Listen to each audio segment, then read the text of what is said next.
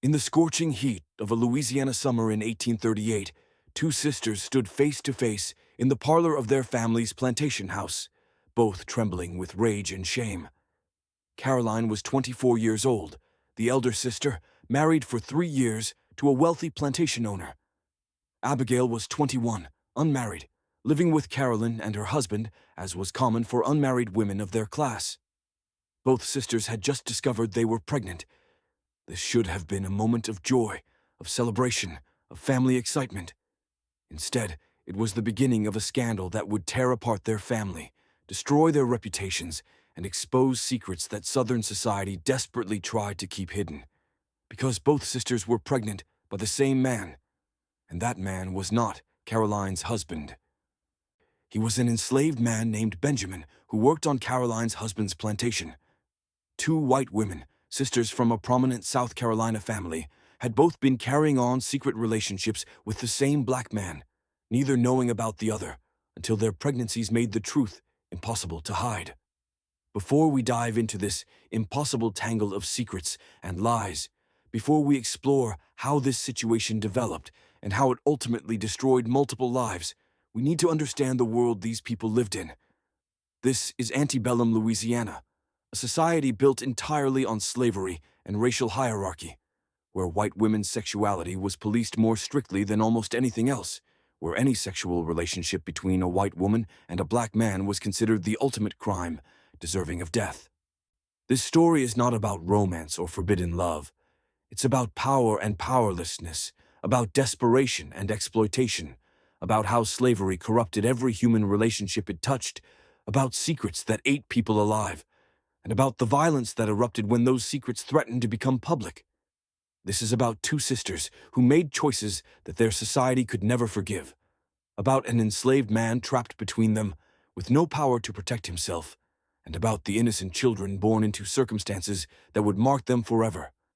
Caroline was born in 1814 to a wealthy Charleston family, raised with all the privileges and constraints that came with being a woman of her class. She was educated in music and needlework, taught to be charming and submissive, prepared from childhood for her only real purpose, which was to marry well and produce legitimate heirs. She was beautiful, accomplished, from excellent family, everything that made a woman desirable in Southern society.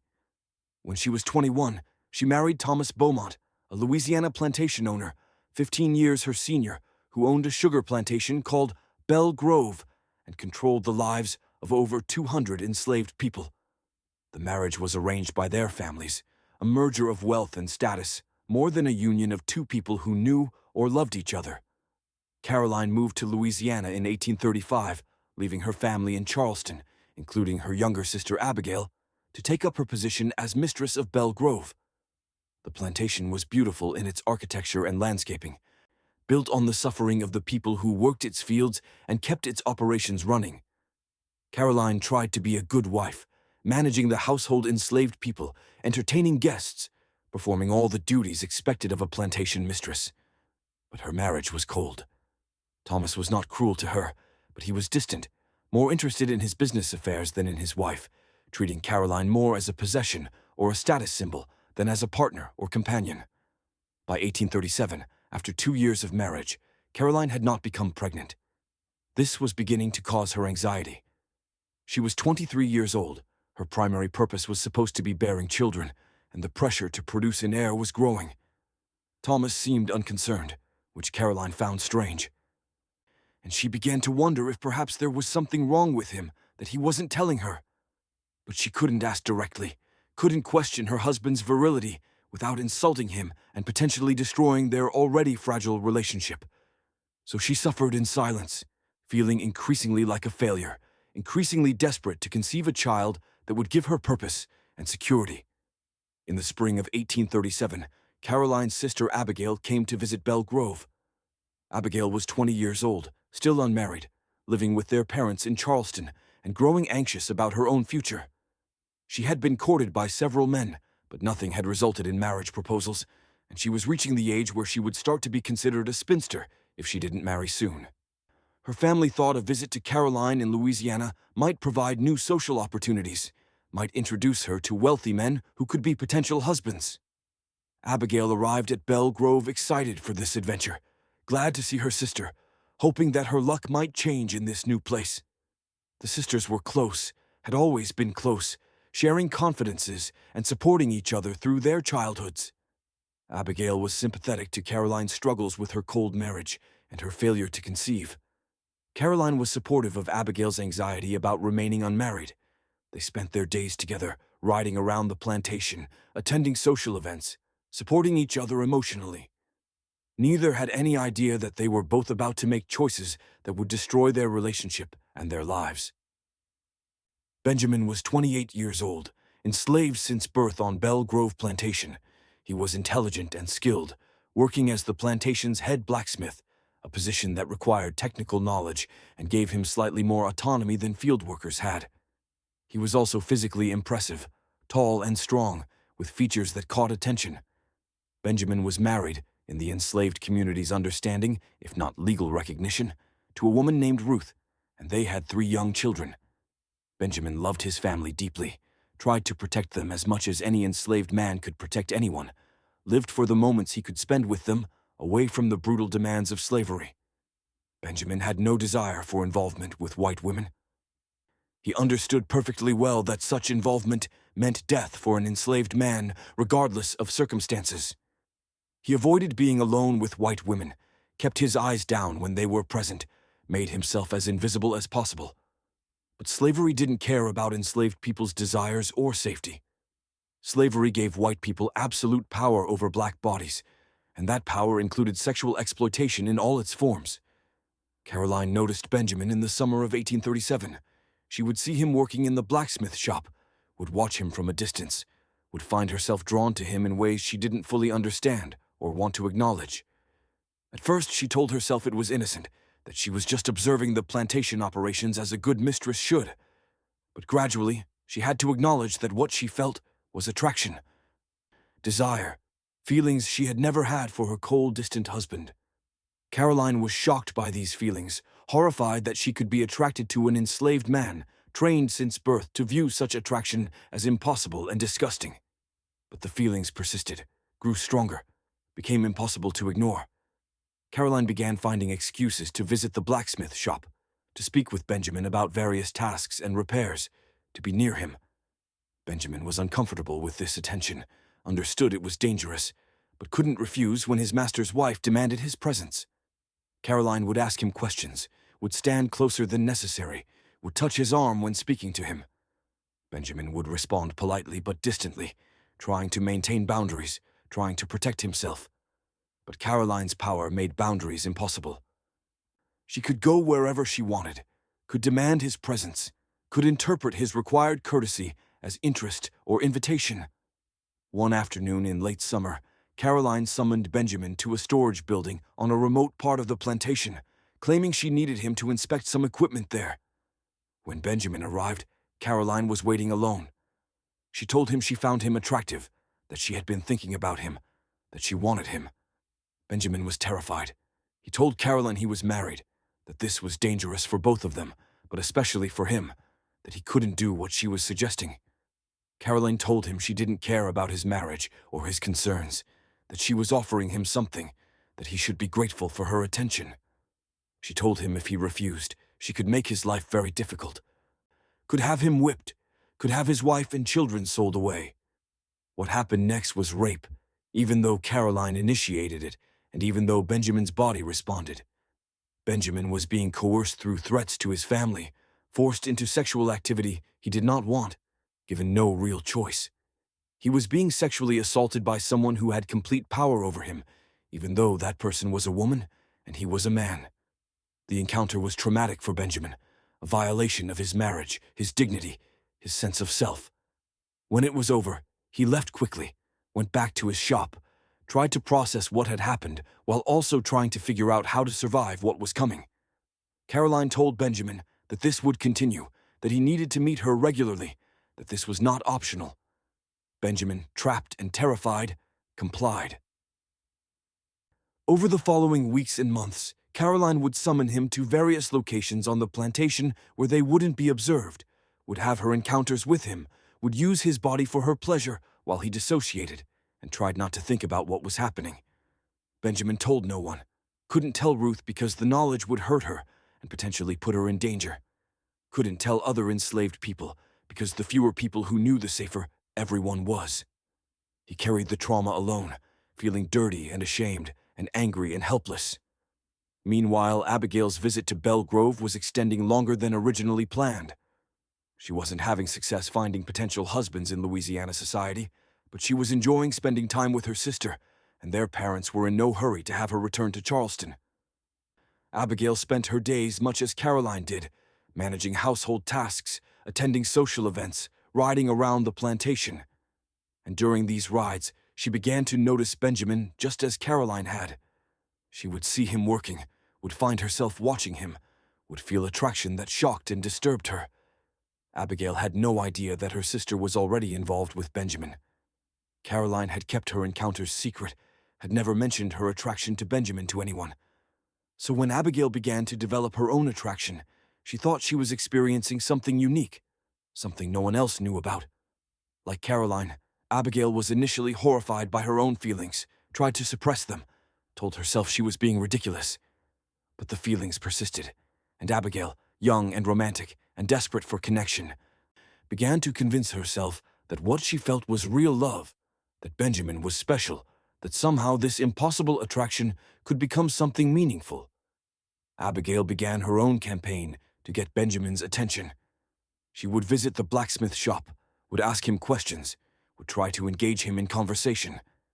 Benjamin, already trapped in a sexual relationship with Caroline, was now being pursued by Caroline's sister, and he had no idea how to navigate this nightmare. He tried to be even more distant with Abigail than he had been with Caroline, tried to give her no encouragement, tried to make clear through body language and short responses that he wanted nothing to do with her. But Abigail, interpreting his reserve as shyness or fear rather than rejection, persisted. One evening, Abigail managed to catch Benjamin alone near the stables. She told him she had feelings for him, that she thought about him constantly, that she wanted to be with him.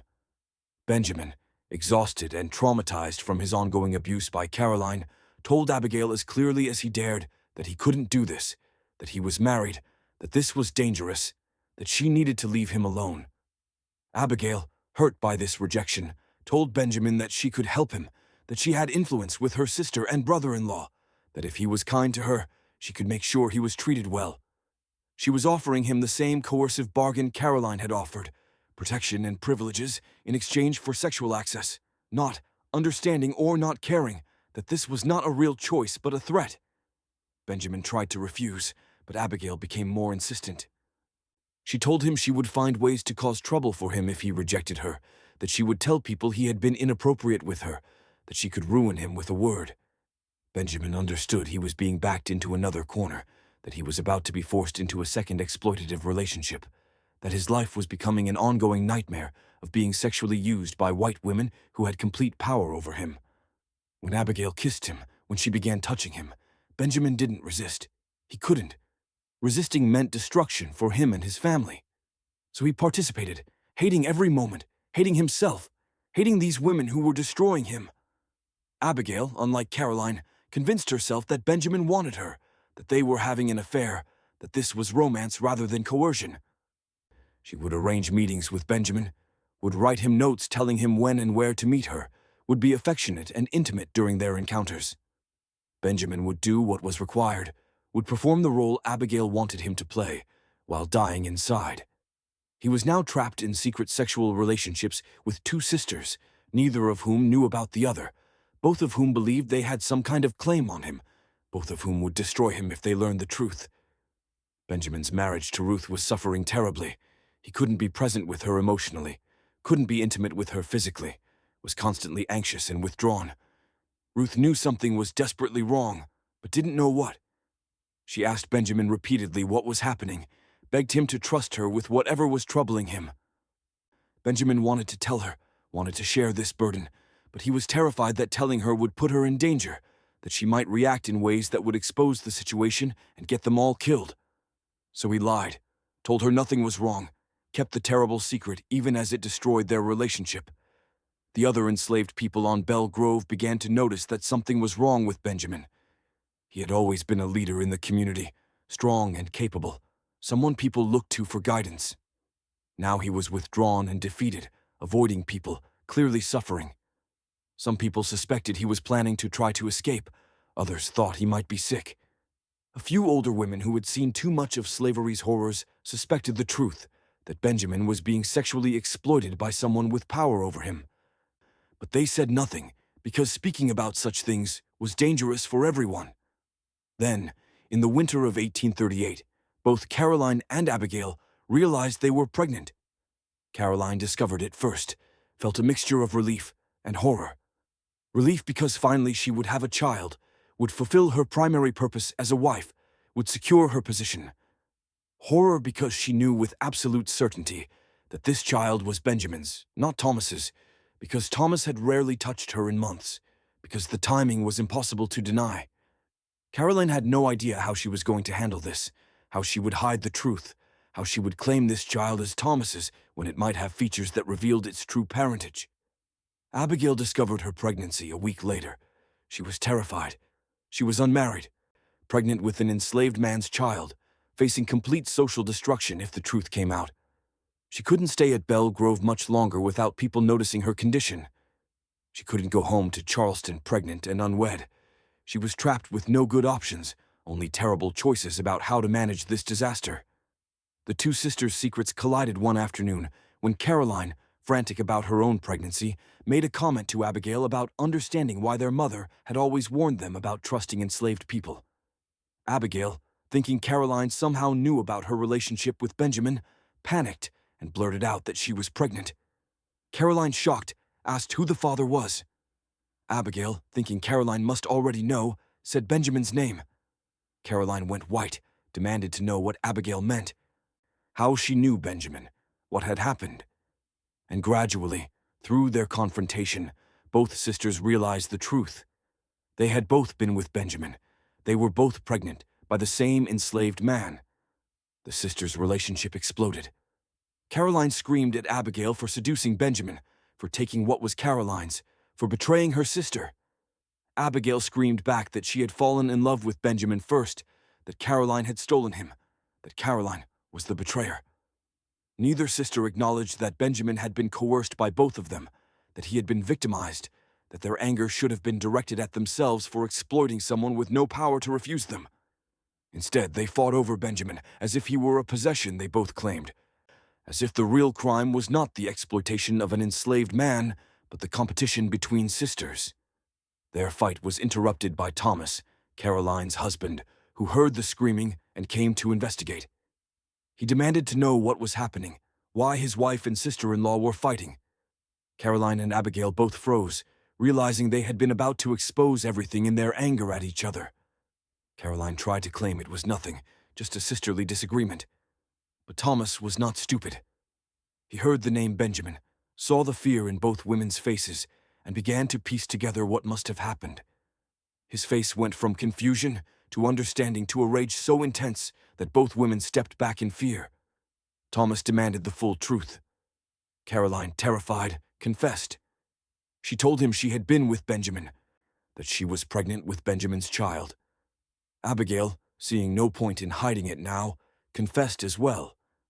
She told Thomas she was also pregnant by Benjamin, that she hadn't known about Caroline's relationship with him, that she was sorry and ashamed.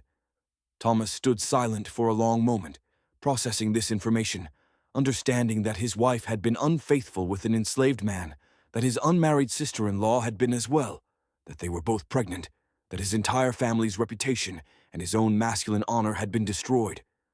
Thomas's first instinct was violence. He left the house immediately and went to find Benjamin. Benjamin was in the blacksmith shop working on repairing a plow blade when Thomas and two overseers burst in.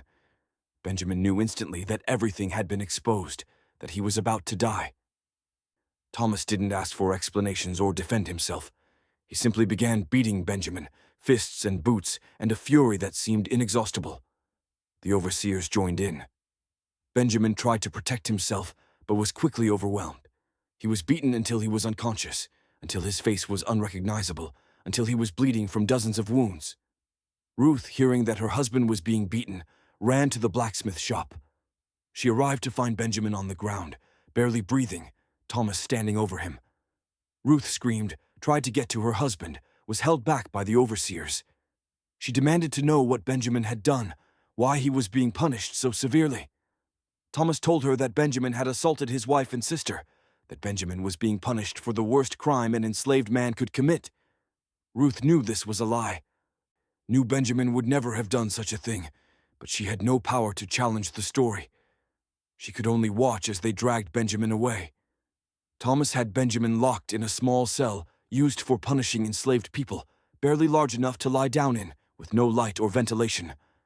Benjamin was left there for days, with his injuries untreated, given minimal water and no food, suffering in darkness and pain. Thomas wanted him to die slowly, wanted him to suffer for the humiliation Thomas felt. But Thomas also had a more practical problem. He had 2 white women pregnant with a black man's children. He needed to manage this scandal before it destroyed his family's reputation completely. Thomas considered his options. He could kill Benjamin publicly, claiming Benjamin had raped the women, making an example of him. But that would draw attention, would make the pregnancies public knowledge, would invite scrutiny. He could sell Benjamin away immediately, getting rid of the evidence, but that might also raise questions about why this valuable skilled worker was suddenly being sold. He could keep Benjamin imprisoned until the women had their babies, then decide what to do. Or he could try to manage the entire situation secretly, keeping the truth contained within the family. Thomas decided on a strategy that combined brutality with practicality. He would keep Benjamin imprisoned until both women gave birth. If the babies looked white enough, he would claim Caroline's child as his own and arrange for Abigail to marry quickly, passing off her child as her new husband's. If the babies looked too black, he would have to make other arrangements, possibly sending the women away, claiming the pregnancies were due to illness or miscarriage, finding ways to hide the evidence. And Benjamin would die regardless, because keeping him alive was too dangerous. He knew too much, had too much power to expose the truth. His death was the only way to ensure the secret stayed contained. Caroline and Abigail were kept separate, not allowed to see each other, while Thomas made his plans. Caroline was told she would claim her child as Thomas's, that she would play the role of happy expectant mother, that if she ever spoke the truth she would be sent away to an asylum. Abigail was told she would leave Louisiana immediately, go to stay with distant relatives in another state, have her baby there in secret, and then the baby would be given away or otherwise disposed of. Both women were terrified, grieving, understanding that they had destroyed their own lives and Benjamin's life, trapped in the consequences of their choices. Benjamin, in his cell, knew he was going to die. He had no hope of rescue or mercy. His only thoughts were of Ruth and their children, of the family he would never see again, of the life he had tried to build that was now destroyed. He thought about Caroline and Abigail, about how their desire had destroyed him, about how white women's sexuality was supposedly so sacred and protected, but had been turned into a weapon against him. He thought about the children they were carrying, his children, who would be born into either whiteness or slavery depending on their appearance, who would never know their father or understand where they came from. Ruth was desperate to help Benjamin, but had no power to do so. She begged the overseers to let her see him, to at least take him food and water, to tend his wounds. They refused. She tried to get other enslaved people to help her plan a rescue, but everyone knew it was impossible, knew that interfering would mean death for all of them. Ruth had to face the reality that her husband was going to die, that he was being murdered for something he hadn't chosen to do, that there was nothing she could do to save him. The enslaved community understood what was really happening, even if they didn't know all the details. They knew that Benjamin had been used by white women, that he was being punished for it, that this was another example of how slavery gave white people power to destroy black lives for their own purposes. They mourned for Benjamin and for Ruth, and for the children who were losing their father. They tried to support Ruth materially and emotionally, bringing her food, helping with her children, surrounding her with community. But they couldn't bring Benjamin back, couldn't fix what had been broken. Caroline gave birth in the spring of 1838, about 8 months after her last encounter with Benjamin. The baby was a boy, and to Caroline's overwhelming relief, he appeared white enough. His skin was pale, his features delicate, his hair dark but not tightly curled. He could pass as Thomas's son, could be raised as a white child of privilege, could inherit the plantation. Caroline named him Thomas Jr., marking him as the legitimate heir, pretending joy she didn't feel. Thomas accepted the child, played the role of proud father, never acknowledged publicly that this baby was not his biological son. But Caroline couldn't bond with her baby. Every time she looked at him, she saw Benjamin, saw her guilt, saw the life she had destroyed. She was grateful the child looked white enough to protect her secret, but she couldn't love him the way mothers were supposed to love their children. She went through the motions of motherhood, but there was no real connection, no maternal warmth. Thomas Jr. would grow up sensing this distance, never understanding why his mother seemed so cold toward him, never knowing the truth about his parentage or the violence that had surrounded his birth. Abigail gave birth 2 months after Caroline, also to a boy. But Abigail's child was not as fortunate in his appearance. He had darker skin, features that clearly showed his mixed heritage, hair that was unmistakably African. He could not pass as white. This child was evidence of Abigail's transgression, proof of her relationship with Benjamin, impossible to hide or explain away. Thomas, informed immediately of the birth, ordered that the baby be taken from Abigail immediately. The child was given to an enslaved woman to nurse and raise, would be raised as an enslaved child, would grow up never knowing his birth mother. Abigail was told she had given birth to a stillborn, that there was no child, that she needed to forget this entire episode and move on with her life. Abigail, heartbroken and traumatized, spent weeks recovering from the birth and the loss.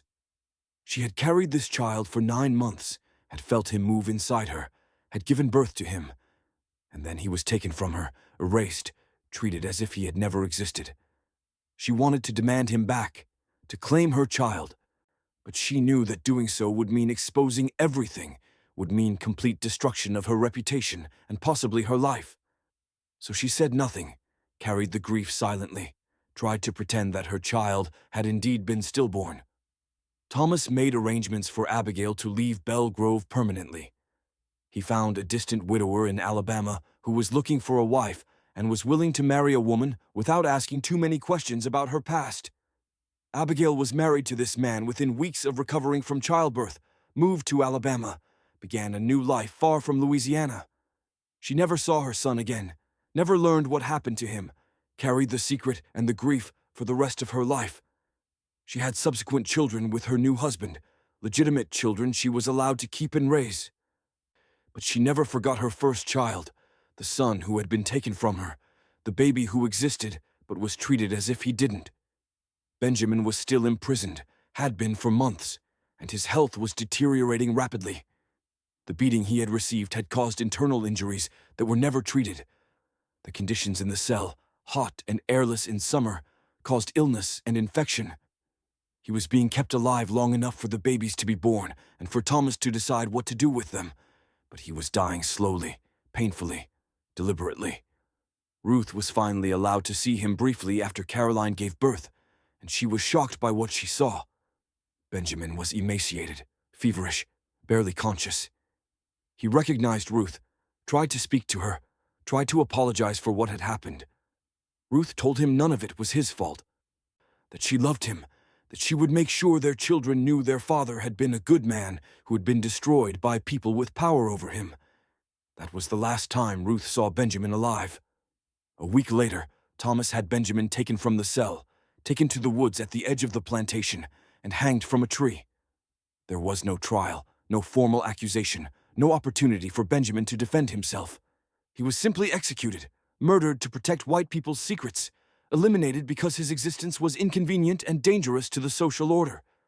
His body was left hanging as a warning to other enslaved people about what happened to those who transgressed racial boundaries, even when those transgressions were forced upon them. Ruth and her children were devastated by Benjamin's death. Their family had been destroyed, their husband and father murdered, their future made uncertain. Ruth was furious, knowing that Benjamin had been killed for something white women had done to him, that the real criminals were Caroline and Abigail, but that Benjamin had paid the price. But fury without power is just suffering, and Ruth had no power. She could only survive, raise her children, tell them the truth about their father in private moments, make sure they understood that he had been a good man, destroyed by an evil system. The enslaved community held a secret funeral for Benjamin, gathering at night to mourn and remember, to speak truth about what had happened, to acknowledge that one of their own had been murdered to protect white supremacy. They sang spirituals that spoke of freedom and justice, that promised that God saw their suffering and would ultimately make things right. They told Benjamin's children that their father was a hero who had survived as long as he could in impossible circumstances, that his memory would be honored even if white people tried to erase it. The community closed ranks around Ruth and her children, supporting them materially and emotionally, making sure they were not abandoned in their grief. Caroline lived with her secret for the rest of her life. She raised Thomas Jr. as her son and Thomas's heir, never telling him the truth about his parentage. She had more children with Thomas in subsequent years, legitimate children conceived through duty rather than desire. She became a respected plantation mistress, played her role in society perfectly, maintained appearances. But privately, she was consumed by guilt and grief. She knew she had caused Benjamin's death, knew her desire had destroyed multiple lives, knew that the beautiful child she had birthed had been purchased with murder. She had periods of severe depression, times when she couldn't get out of bed, when she would just stare at the walls and weep. Thomas tolerated these episodes, understood they were the price of maintaining the family secret, made sure Caroline got whatever medical treatment was available to keep her functional. Thomas Jr. grew up wealthy and privileged, inheriting Belle Grove when Thomas died in 1860. He fought for the Confederacy in the Civil War, fighting to preserve slavery without knowing that he himself had black ancestry, that his biological father had been enslaved, that half his heritage was exactly what he was fighting to keep oppressed. He survived the war, lost the plantation in the chaos of Reconstruction, lived the rest of his life as a bitter man who had lost everything he felt entitled to. He never learned the truth about his parentage, died believing he was Thomas Beaumont's legitimate white son. Abigail's son, the baby who had been taken from her, grew up enslaved on Belle Grove Plantation. He was raised by an enslaved woman who had lost her own child, was told his mother had died in childbirth, never knew that his birth mother was alive and had been a white woman. He looked mixed race, was light-skinned compared to most enslaved people, but clearly not white, carried visible evidence of his dual heritage. Other enslaved children would ask about his appearance, about his parents, and he had no answers to give them. He grew up feeling not quite connected to the enslaved community because of his appearance, yet completely trapped in slavery with no possibility of escape or privilege. When the Civil War came and slavery ended, Abigail's son was freed. He was in his mid-20s, had spent his entire life enslaved, had no education or resources. He took a name for himself, called himself Benjamin Freeman in honor of the man he had been told was his father, though he didn't know the full truth of that connection. He stayed in Louisiana, worked as a sharecropper, tried to build a life in freedom. He never learned that his birth mother had been a white woman named Abigail, never knew he had a half-brother named Thomas Jr., who had been raised in wealth and privilege, never understood the full story of his origins. He carried questions about his identity, his entire life, questions that could never be answered, because the people who knew the truth were determined to keep it buried. The story of two sisters who shared the same enslaved man and both got pregnant is a story about how slavery corrupted and destroyed human relationships in every direction. Caroline and Abigail were not innocent victims. They were white women who used their power to exploit an enslaved man, who coerced him into sexual relationships he didn't want, who destroyed his life and his family for their own pleasure or comfort. They were perpetrators of sexual violence, even though they were women, and Benjamin was a man, because they had the power, and he had none. The fact that they themselves faced terrible consequences for their choices doesn't erase the harm they caused. Benjamin was purely a victim, forced into sexual relationships with two women who had absolute power over him, unable to protect himself or his family, trapped between competing demands from people who could destroy him on a whim. His story shows that enslaved men could be victims of sexual violence perpetrated by white women, that exploitation wasn't only in one direction, that the power dynamics of slavery created opportunities for abuse by anyone with power over anyone without it. Benjamin's victimization has often been overlooked or minimized in historical discussions of slavery's sexual violence, in part because it doesn't fit expected narratives about gender and power. But his suffering was real, and his death was murder. Ruth and her children were victims of their proximity to Benjamin, losing their husband and father to white people's choices, having their family destroyed to protect white supremacy. The two boys, Thomas Jr. and Benjamin Freeman, were both victims of circumstances they didn't choose. One raised in privilege built on lies, the other raised in slavery despite being the son of a white woman. Everyone in this story was damaged by slavery, by the lies and violence necessary to maintain racial hierarchy, by the corruption of human relationships that the system required. The sisters' relationship never recovered. After Abigail left for Alabama, she and Caroline never saw each other again. They occasionally exchanged brief letters, formal and distant, maintaining the appearance of familial connection while both knowing their relationship was destroyed. They never spoke honestly about what had happened, never processed their shared trauma and guilt, never acknowledged their role in Benjamin's murder. They lived separate lives, each carrying her secrets, each damaged by choices she couldn't undo. The story also shows how white women's sexuality was controlled and weaponized in slavery. Caroline and Abigail were both trapped by expectations that they would be pure and submissive, that their only value was in producing legitimate white heirs. When they transgressed those boundaries, when they had sexual relationships with a black man, the response was violent and disproportionate. But their transgressions also had consequences for Benjamin that were far worse than anything Caroline or Abigail suffered. They lost status and peace of mind. He lost his life. The punishment was not equally distributed, even though the violation of social norms was mutual. This story reminds us that sexual exploitation under slavery was complicated, that it moved in multiple directions, that power rather than gender determined who could victimize whom. White men raped enslaved women constantly, and this was the most common and most horrific form of sexual violence under slavery. But white women also sexually exploited enslaved men, using their racial and class power to coerce men who had no ability to refuse. These relationships were less common, but no less destructive, and they reveal truths about slavery that are often ignored, that the system gave white people of both genders power to exploit black bodies, that racial hierarchy trumped gender dynamics, that consent was impossible in a system built on absolute power over other human beings. The two sisters who shared the same enslaved man and both got pregnant created a scandal that destroyed multiple lives, produced children who would never know the full truth about their origins, and demonstrated the depths of slavery's corruption. Their story is not romantic or exciting. It's tragic, showing how slavery made normal human relationships impossible, how it twisted desire into exploitation, how it required violence and lies to maintain itself. It's a story about choices and consequences, about power and powerlessness, about secrets that eat people alive and truths that can never be spoken. It's a reminder that slavery was not just about labor and profit, but about the total corruption of human relationships, the transformation of every intimate aspect of life into property relations and power struggles. In the end, no one in this story got what they wanted or deserved. Caroline got her child, but not peace.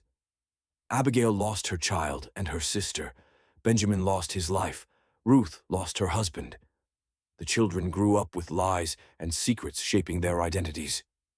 Thomas kept his reputation, but lived with the knowledge that his heir was not his biological son. Everyone was damaged. Everyone paid a price. Everyone lived with consequences of choices made in a system that gave some people absolute power and others no power at all. That's what slavery did. It destroyed lives, twisted relationships, made human connection nearly impossible, required ongoing violence and deception to maintain itself. The story of these two sisters and the man they both exploited is just one example among millions, one small tragedy in the larger tragedy of American slavery. The aftermath of this tragedy continued to ripple through the lives of everyone involved for decades. Ruth, left widowed with 3 young children and the trauma of watching her husband be murdered for crimes he didn't commit, had to find ways to survive and raise her family in the aftermath of this destruction. She was still enslaved, still owned by Thomas Beaumont, still forced to work on the plantation where her husband had been killed. Every day, She had to walk past the blacksmith shop where Benjamin had worked, had to see the cell where he had been imprisoned, had to live among the people and places that reminded her of what had been taken from her. The enslaved community rallied around Ruth in ways that were both beautiful and heartbreaking. Women who had their own heavy burdens took on additional work to help Ruth manage her responsibilities. Men who had known and respected Benjamin made sure Ruth's cabin was kept in repair, that she had firewood, that the tasks requiring physical strength she couldn't manage were handled. The community's children looked after Ruth's children, including them in games and activities, making sure they didn't feel abandoned in their father's absence. This collective support was a form of resistance, a way of affirming that enslaved people were not just isolated individuals, but families and communities who cared for each other despite slavery's attempts to break all bonds. Ruth told her children the truth about their father as they grew old enough to understand. She told them that Benjamin had been a good man, skilled and intelligent, who had loved his family deeply. She told them that he had been forced into situations not of his choosing by people who had power over him. She told them that he had tried to protect them, even when doing so meant his own destruction. She was careful in how she told this story, knowing that understanding their father had been sexually exploited by white women could confuse or traumatize her children, but also knowing they needed to understand the truth rather than believing the lie that Benjamin had been a criminal who deserved his punishment. Ruth's oldest child, a son named Isaac, who was 6 when Benjamin was killed, remembered his father clearly. He remembered Benjamin teaching him to recognize different types of metal, showing him how the forge worked, telling him that having a skill made you valuable and gave you small amounts of autonomy even within slavery. Isaac carried rage about his father's death that never fully dissipated. As he grew older, he understood more fully what had happened, understood that white women had destroyed his father's life and then murdered him to protect their own reputations. This knowledge fueled Isaac's hatred of slavery, his determination to resist in whatever ways he could, his eventual decision to escape to the north when he was old enough and skilled enough to have a chance of success. Ruth's middle child, a daughter named Hannah, who was 4 when Benjamin died, had fewer clear memories of her father, but absorbed the family's grief and trauma nonetheless. She grew up understanding that her father had been taken from her by forces beyond his control, that white people had the power to destroy black families without consequence, that her own security and safety could be shattered at any moment by someone else's choices. This understanding shaped Hannah's approach to life, made her cautious and careful, taught her to never trust white people no matter how kind they seemed, taught her that survival meant constant vigilance and the suppression of any behaviors that might draw negative attention. Ruth's youngest child, a son named Samuel, who was only 2 when Benjamin was killed, had no direct memories of his father at all. Everything he knew about Benjamin came from stories Ruth and his older siblings told him. This made Benjamin almost mythical in Samuel's imagination, a perfect father figure who existed more as an ideal than as a real person. Samuel grew up with the burden of representing his father's legacy, of being told he looked like Benjamin, of feeling he needed to live up to this heroic memory even though he had never actually known the man. The pressure of this expectation, combined with the reality of growing up in slavery without a father, marked Samuel in ways that would affect him throughout his life. Thomas Beaumont's household, meanwhile, was functioning on the surface, but deeply damaged underneath. Caroline's depression and distance from her children grew worse over time rather than better. She had 4 more children after Thomas Jr., legitimate children conceived with Thomas, and she was unable to bond properly with any of them. Her other children sensed their mother's emotional unavailability, felt the coldness that she couldn't overcome, grew up feeling somewhat unloved, even though they couldn't understand why. Thomas Jr. particularly suffered from this, sensing correctly that his mother had some special reserve or discomfort around him that she didn't have with his siblings. Thomas himself became harder and more brutal in the years following Benjamin's murder. He had always been a firm slaveholder, believing in strict discipline and harsh punishment for infractions, but after the scandal, he became worse. He seemed to take out his humiliation and rage on the enslaved people he controlled, ordering more frequent whippings, separating families more casually, showing even less regard for enslaved people's suffering than he had before. The enslaved community understood that they were all paying the price for what had happened with Benjamin.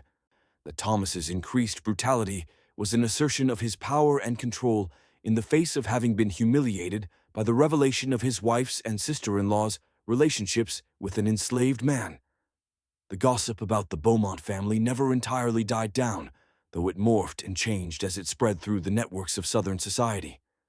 Some people heard rumors that Caroline had been unfaithful, though most versions of the story claimed she had been with a white man rather than acknowledging the truth about Benjamin.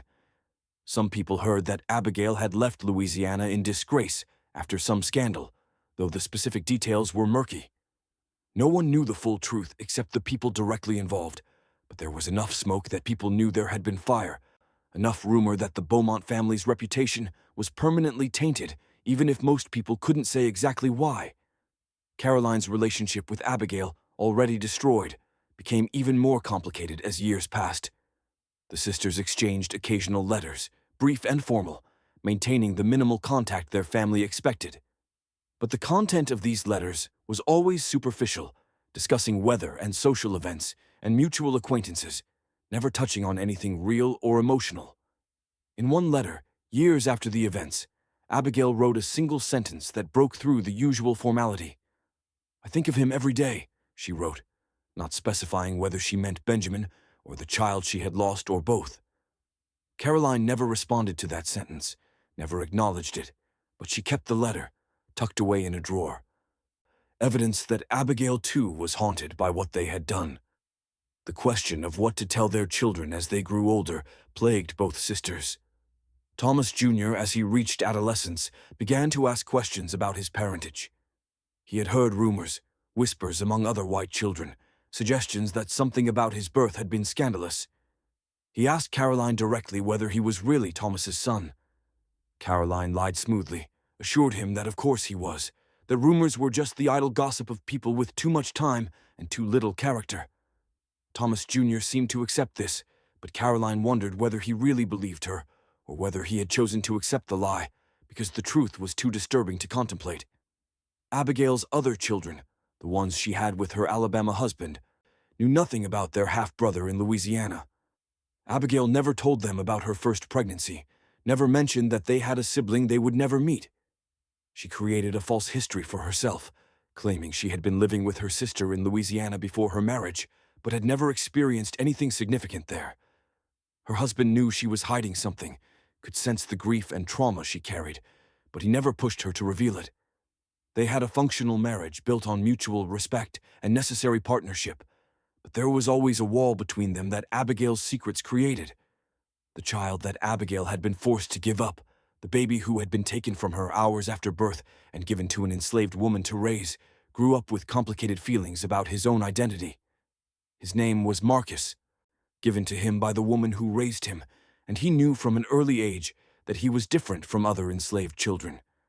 His lighter skin and mixed features made him stand out, invited questions he couldn't answer, created a sense of being caught between worlds. He was black according to the law and according to his lived experience of slavery, but he didn't look like the other children he grew up with, and this difference was remarked upon constantly.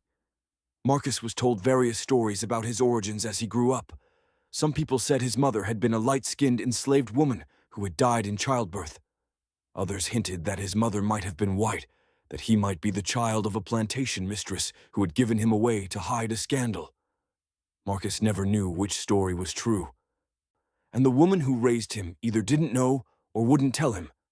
This uncertainty about his origins haunted Marcus throughout his childhood and into his adult years, a fundamental question about his identity that could never be answered.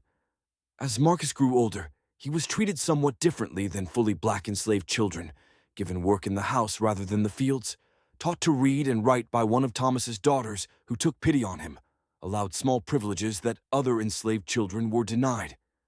These privileges created resentment among some of the other enslaved people, who saw Marcus as receiving unfair advantages because of his lighter skin. But Marcus himself felt no gratitude for these small improvements in his circumstances.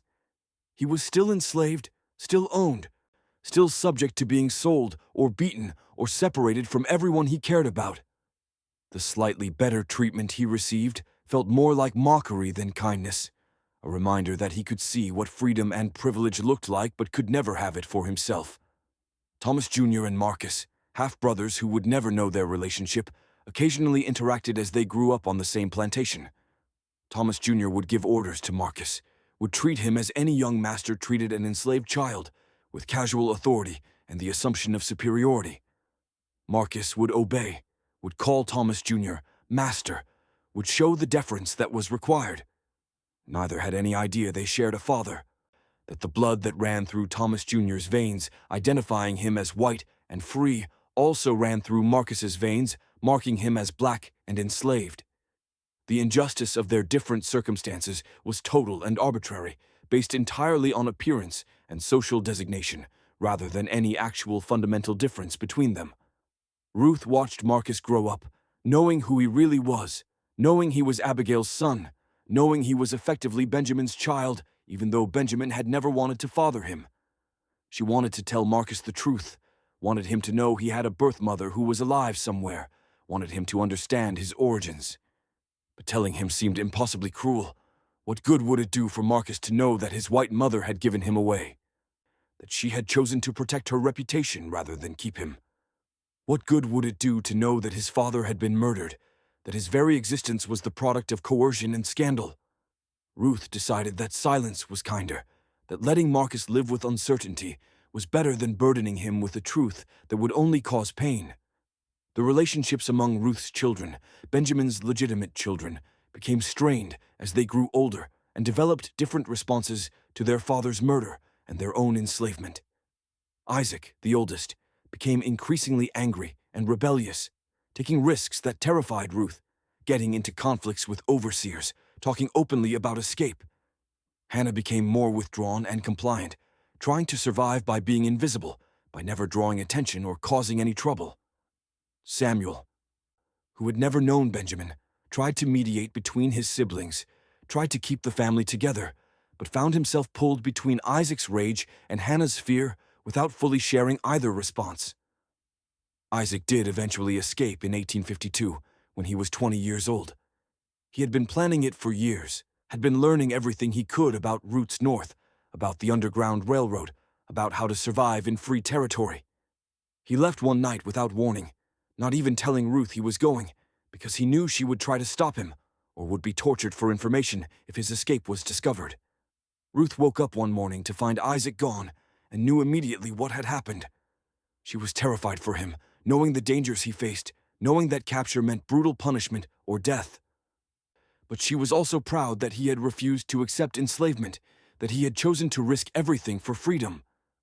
Isaac made it to Ohio after weeks of travel, hiding during the day and moving at night, helped by the Underground Railroad network, nearly caught several times, but ultimately successful. He eventually settled in a free black community, learned a trade, built a life in freedom. He tried to send word back to Ruth that he was safe, but communication was dangerous and difficult. Ruth wouldn't learn for certain that Isaac had survived until after the Civil War, years of uncertainty and fear before finally getting confirmation that her son was alive and free. Hannah remained on the plantation, trying to survive through obedience and invisibility. She married another enslaved man, had children of her own, tried to build some kind of normal family life within the constraints of slavery. But the trauma of her father's murder and her brother's escape marked her, made it impossible for her to fully trust in any stability or happiness. She was always waiting for disaster, always afraid that her husband would be sold away or her children would be taken from her, always knowing that anything good in her life could be destroyed at any moment by white people's choices. Samuel, the youngest, was sold away from Belle Grove in 1855 when Thomas Beaumont needed cash to pay debts. Samuel was 19 years old, skilled enough to bring a good price, and Thomas had no sentimental attachment to him that would prevent the sale. Ruth was given no warning, no chance to say goodbye. Samuel was simply taken one morning, chained and marched away with a coffle of other enslaved people, being transported to the Deep South, to the brutal cotton plantations of Mississippi, where life expectancy was measured in years rather than decades. Ruth never saw Samuel again, never learned what happened to him, carried the wound of his loss for the rest of her life. The Civil War came in 1861, bringing chaos and possibility to Belle Grove Plantation as it did throughout the South. Thomas Beaumont, now elderly, tried to maintain control as his world collapsed around him. Thomas Jr. fought for the Confederacy, believing he was defending his heritage and his property rights, not understanding that the system he fought for was built on the destruction of people like his biological father. Caroline watched the world she had known disintegrate, saw enslaved people leaving the plantation as Union forces approached, saw her son fighting in a war she no longer believed in, wondered if this was God's judgment on her for what she had done decades earlier. When Union forces reached Belle Grove in 1863, Ruth and the remaining enslaved people there gained their freedom. Ruth was 52 years old, had been enslaved for her entire life, had lost her husband to murder and her sons to escape and sail. Freedom was overwhelming and terrifying, a complete restructuring of existence after decades of bondage. She didn't know how to be free, didn't know what rights she had or how to exercise them, didn't know where to go or what to do. But she knew she would never be owned again, that no one would ever have the power over her that Thomas Beaumont had wielded, that whatever hardships freedom brought would be better than the best days of slavery. Marcus was also freed when Union forces arrived. He was 25 years old, had lived his entire life enslaved, had grown up with questions about his identity that would never be fully answered.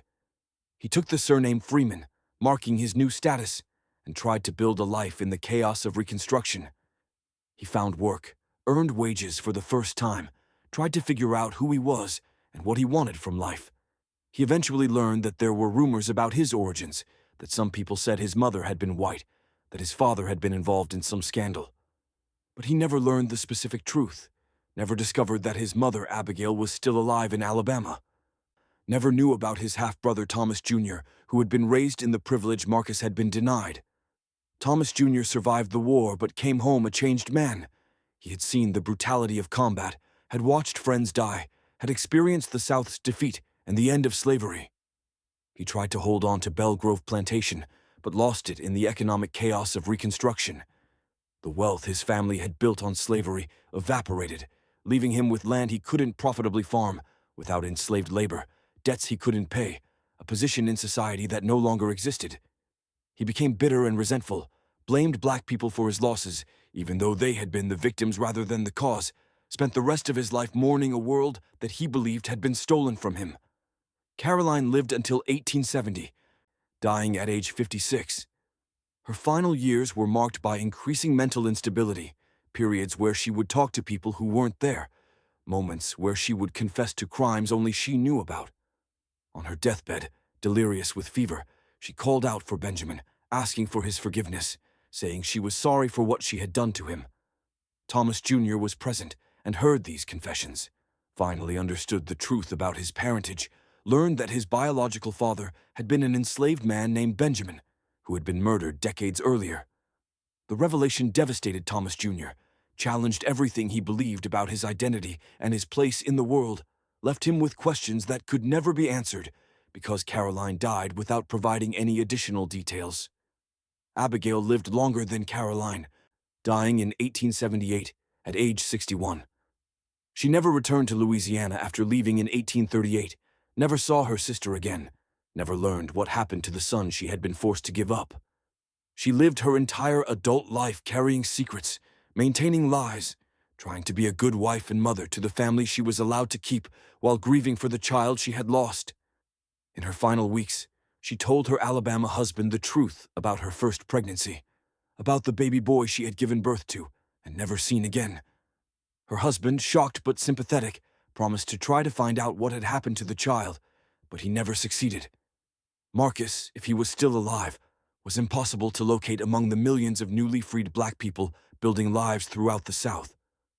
Ruth lived until 1882, reaching 71 years old. She spent the last 19 years of her life in freedom, working when she could, supported by her community when she couldn't, living to see her daughter Hannah raise grandchildren in freedom, receiving letters from Isaac in Ohio confirming he had survived and prospered. She never learned what happened to Samuel, never knew if he survived the brutal cotton plantations of Mississippi or died there in bondage. She carried grief for Benjamin until her death, never stopped mourning the husband who had been destroyed by white women's choices, never forgave Caroline and Abigail, even though she never saw them again. On her deathbed, surrounded by family and community, Ruth told the full story one last time, made sure that Benjamin's children and grandchildren understood what had happened, ensured that the truth would be preserved even if it was only in oral tradition within black families. The story of two sisters who shared the same enslaved man and both got pregnant reveals truths about slavery that are often ignored or minimized. It shows that sexual exploitation under slavery was complex and moved in multiple directions. It shows that white women, despite their own subordination within patriarchal society, still had power over enslaved men that they could and did use exploitatively. It shows that enslaved men could be victims of sexual violence, that they could be coerced and violated and destroyed by this abuse, just as enslaved women were. It shows that the consequences of these relationships were never equally distributed, that enslaved people always paid the highest price for white people's choices. The story also reveals how white supremacy required constant violence and deception to maintain itself. Benjamin had to be murdered because his survival threatened to expose white women's transgressions, threatened the myth of racial purity that slavery depended on. The children had to be separated and raised in different worlds, because allowing them to know each other as siblings would have revealed the arbitrary nature of racial categories. The truth had to be suppressed because acknowledging it would have challenged the fundamental logic of a social system built on the assumption that racial boundaries were natural and inviolable. Every person in this story was damaged by slavery in different ways. Benjamin paid with his life. Ruth paid with her husband and the trauma of watching him be murdered. Their children paid with their father, with family separation, with the psychological burden of understanding what had been done to their family. Caroline and Abigail paid with guilt, with damaged relationships, with secrets that poisoned their lives. Thomas paid with the knowledge that his heir was not his biological son. Thomas Jr. paid with a fractured identity. Marcus paid with never knowing his origins. The children all paid in different ways, marked by circumstances they didn't choose and couldn't control. But these individual costs are only part of the story. The broader cost was the way slavery corrupted human relationships across generations, the way it made genuine human connection nearly impossible, the way it twisted desire into exploitation and family into property. The cost was paid by millions of people whose stories were never recorded, whose suffering was never acknowledged, whose lives were destroyed to maintain a system that benefited a small minority at the expense of everyone else. The story also reminds us that ending slavery was necessary, but not sufficient. The children born from these relationships carried their legacies into freedom. Thomas Jr. lived as a white man, bitter about losing his privilege, never understanding his own connection to the black people he resented. Marcus lived as a black man, forever uncertain about his origins, never knowing he had a white half-brother or that his birth mother was alive somewhere. The families stayed separated, not just by geography, but by the racial categories that had been imposed on them, categories that persisted after slavery ended and continue to shape American society today. In the end, the story of the two sisters and the enslaved man they both coerced is a tragedy without redemption, a web of suffering without resolution, a demonstration of slavery's capacity to corrupt and destroy everything it touched. No one got justice. No one found peace. The truth was never fully told or acknowledged. The damage done rippled through generations, affecting people who weren't even alive when the original events occurred. That's what slavery did.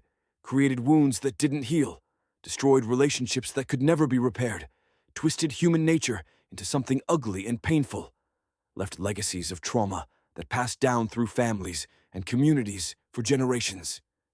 This story matters not because it was unique, but because it was representative. One example among countless others of how slavery destroyed human lives and human relationships, how it gave some people power to exploit others, how it required violence and lies to maintain itself, how it damaged everyone it touched in ways that lasted far beyond slavery's legal ending. Understanding these stories, facing their full horror and complexity, is essential to understanding American history and the ongoing legacies of slavery that still shape our society today.